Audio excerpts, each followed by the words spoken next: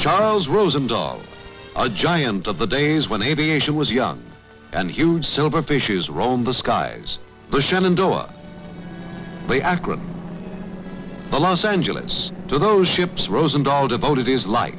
Hailed as a hero, he was later rejected as a dreamer because of his faith in airships. But in the end, his faith was justified.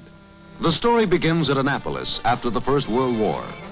Rosendahl was an instructor, known chiefly as a scholar. The sight of an early dirigible transformed him into a man of action. She was beautiful but dangerous.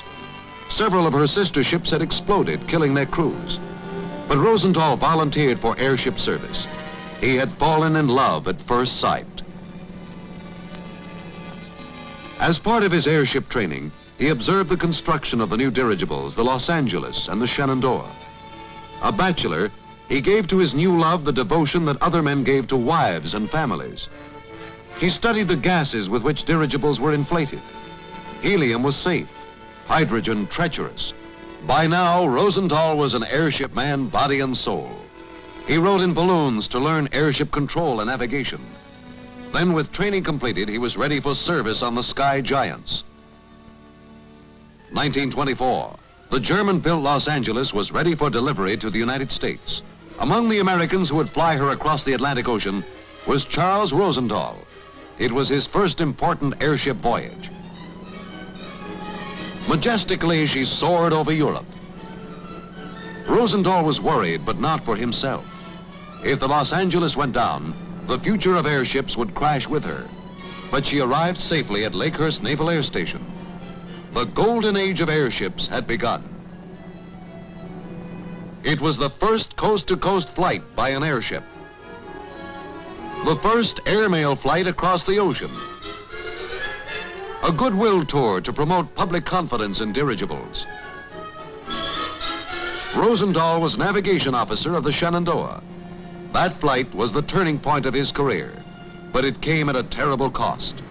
The big silverfish was over Ohio when she ran into a heavy storm. On the ground, farmers could hear her engines laboring in the gale. High above, Rosendahl and his comrades fought to save their ship. But they failed. The Shenandoah had broken in half, carrying 14 men to death.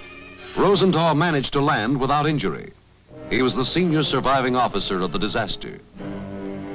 In spite of the tragedy, your devotion to airships didn't falter. You defended them against the critics. Disaster, you said, was the price of progress. You were given command of the Los Angeles. This was the chance you had been praying for. The chance to prove to the critics that airships were superior to airplanes in every way. You would use the Los Angeles to restore public confidence, which had been shattered by the crash of the Shenandoah. To capture the imagination and support of the public, you performed spectacular stunts. You launched a glider from the belly of the Los Angeles. You wanted to show that dirigibles in time of war could carry fighter planes far beyond their own range into enemy territory. Then the most sensational stunt of all. You wanted to prove that dirigibles could be landed on aircraft carriers. The carrier Saratoga was chosen for the experiment. You knew the risks. A mishap would cost hundreds of lives and millions of dollars.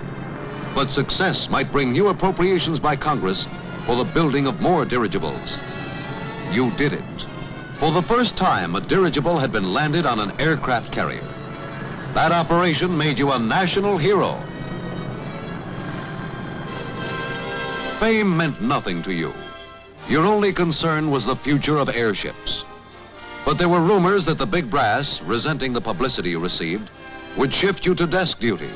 If true, that would just about break your heart.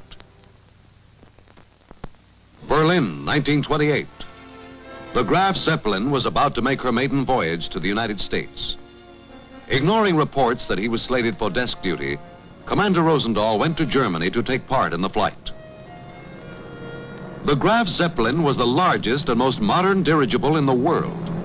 With her, Germany took the lead in the airship field. Flying across the ocean in the Graf Zeppelin, Rosendahl was professionally envious. Why didn't the United States build even greater airships? Why didn't we take advantage of our monopoly of helium? the safe inflating gas. But his love for the sky giants was completely unselfish. He was delighted when the Graf Zeppelin arrived at Lakehurst. The voyage, he felt, had proven the value of dirigibles as commercial passenger carriers. He went back to his own ship, the Los Angeles. It was a brief reunion. The rumors apparently had been based on facts. Rosendahl was grounded in Washington. Because of his devotion to airships, he had never married. He had given up home and family, the things most men strive for. Now he was tied to a desk at the Navy Department. There was a slim ray of hope. A new airship, the Akron, was under construction. Her builders wanted Rosendahl to command the ship during her precarious test flights. Rosendahl yearned for that command, and in the end he got it. For him it was a last-minute reprieve. Happily, he left Washington. Step by step, he supervised the completion of the Akron. When she was nearly finished, there's been a great deal of progress made since I was here the last time, and I hope the rate keeps up because we're very anxious to fly the ship as soon as possible. In 1931, you took the Akron up for her test flights. She was a ship to be proud of. In size and power, she dwarfed any airship then in existence, even the Graf Zeppelin. You were overjoyed to be back in the air after those weary months at a desk. And elated, because with the Akron, the United States gained supremacy in airships. She was a battleship of the sky. Her tests completed, you reported, the trip of the Akron across the continent from Lakehurst to the Pacific coast put the ship through a variety of severe tests. We had to contend with practically every form of severe and unfavorable flying conditions, including fog, rain, high winds, zero visibility, thunderstorms, and even sandstorms. We even had a few hours of good weather. The ship responded beautifully to all these situations, and in my opinion is an excellent airship. A year later, you said goodbye to the Akron and her crew, up for promotion. But first you must serve a tour of duty with the surface fleet. You shook hands all around and left for sea duty on a battleship. You weren't cut out for sea duty. Your place was with the sky giants. As soon as your promotion went through, you would take command of the Akron's new sister ship, the Macon, or so you thought. But then, the Akron crashed into the ocean. 2 years later, the Macon went down. Those disasters wiped out all that Rosendahl had accomplished to promote public confidence in airships. But Rosendahl didn't lose faith. Undiscouraged, he took command of the Naval Air Station at Lakehurst. His faith was sustained by the newest and greatest of the sky giants, the German Zeppelin Hindenburg. Rosendahl cited her record of safe Atlantic crossings and pleaded with Congress to build more dirigibles. Then came a day in May of 1937. The Hindenburg had reached Lakehurst after a voyage from Germany. Rosendahl was on the field to welcome her. Suddenly he saw a burst of flame on top of the ship. In a moment it was beyond control. The Hindenburg became a roaring mass of flames as her hydrogen gas ignited. Passengers and crewmen leaped from the windows. Rosendahl was helpless. He could only watch as the blazing mass settled to the ground. In 20 seconds, 35 people lost their lives. Aviation's worst tragedy to date. It sounded the death knell of dirigibles in the United States.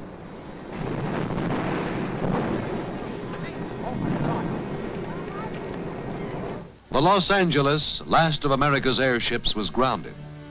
The public was horrified by the Hindenburg tragedy. Dirigibles were denounced as flaming torches and death traps.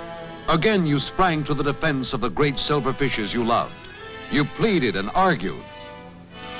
No danger of fire in American dirigibles. They used helium, which was non-inflammable. It was all in vain. In 1938, you were transferred to sea duty. The effort and sacrifice of a lifetime canceled out in a single day. America's greatest airshipman on the cruiser Milwaukee. You hated the steel decks and the heaving ocean. You yearned for the sky giants and the free reaches of the upper air. But America had rejected airships. Alone and lonely, you retreated into your shell. When the Second World War came, you were all but forgotten. 1942, the Battle of the Atlantic was underway. A grim struggle for national survival. The convoys must go through. German submarines took an enormous toll of Allied merchant ships. Patrol planes did their best, but it wasn't good enough. Blimps were needed, and someone to train their crews. No one was better fitted for that job than Charles Rosendahl. Soon his blimps patrolled the convoy routes, acting as the eyes of the Navy. A rear admiral when the war ended, Rosendahl was decorated in recognition of his service. The Distinguished Flying Cross and the Distinguished Service Medal. But what were medals to a man who had dedicated his life to an ideal? In Rosendahl, the old faith burned as bright as ever. In youth, he had pledged himself to the great silver ships, and now in old age, he still believed the future of air travel was with the sky giants. Charles E. Rosendahl, a dreamer, a visionary, another prophet gone unheeded? The future holds the answer.